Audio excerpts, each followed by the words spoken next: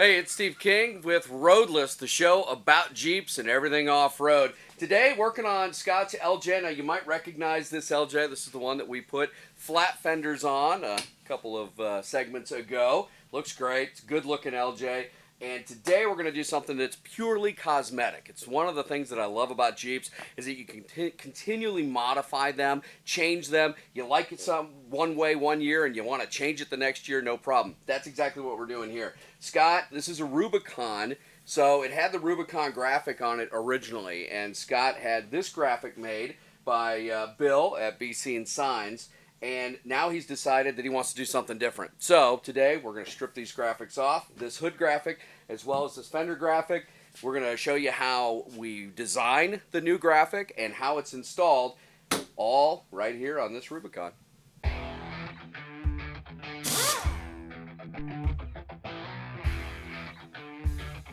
All right, as we get started on changing the graphics on Scott's LJ, let's bring Bill in here, the mythical, magical beast of Gretna. How are you, my friend? Very good. Bill owns BC and Signs, and he does all the graphics on all of our Jeeps that we work on. And this is his garage, as a matter of fact, the home of Roadless. So, Bill, explain to us what we're going to do here and how we're going to do it. Today we just have we've got a graphic here. It hasn't been on very long, so it should come off pretty well. But we're gonna heat it up just a little bit, and then it's gonna peel off. Might leave a little bit of glue. We'll clean that up afterwards. We'll prep the surface for the new decal that we'll be putting on. I've seen people with decals on their Jeeps that have been on there for a few years. If you leave it out in the sun and just a good summer hot day, it will actually get hot enough that you can start peeling this off. You almost don't even need that. You can use a hair dryer if you don't have a real heat gun. All right, let's do it. You're not gonna have to heat it up too much. I didn't even heat this at all. It's coming off. Our friend Scott, whose Jeep this is, he really likes the cosmetic stuff. He likes stickers. He likes graphics. He likes his Jeep to be just right. So that's why you would put something on like this, and then like 2 weeks later have to take it back off and put something else on. Isn't that right, Scott? It is. I invest a lot in touch-up paint, Steve. Yes. So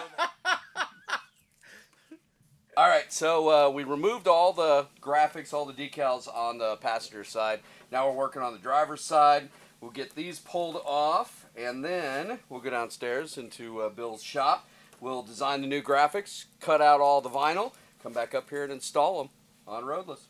All right, we're down here in Bill's shop, and we're working on the graphics for Scott's Jeep, and they're designing it right over here. So Bill and Scott are working on that. As soon as they get the design that they like, they're going to print it out on this plotter right over here that Thomas Edison designed.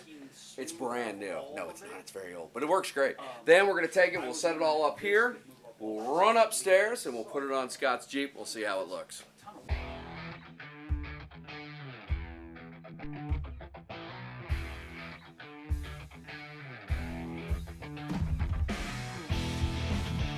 All right, so here's where we are in the process. We've got the vinyl cut. You can see the Rubicon.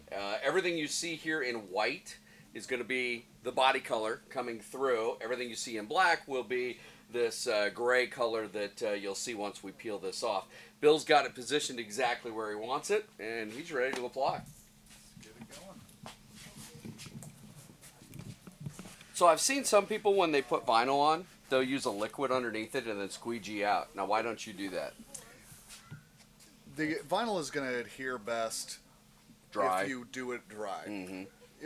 When you do a wet application, it will help you position it So you better. can move it a little bit. You can move it around. If you make a little bit of an error, you can pull it back up. Mm-hmm.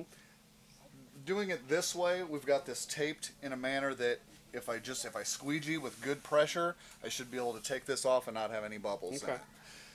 Doing these kind of graphics, I know you can buy replacement Rubicon stickers. I know you can buy custom stickers. I've seen them on eBay. I've seen them on Etsy. I've seen them different places. They obviously aren't custom cut like what you're doing, but this is the kind of thing anybody can do in their garage. A little bit of time, take your time to do it, right? Absolutely.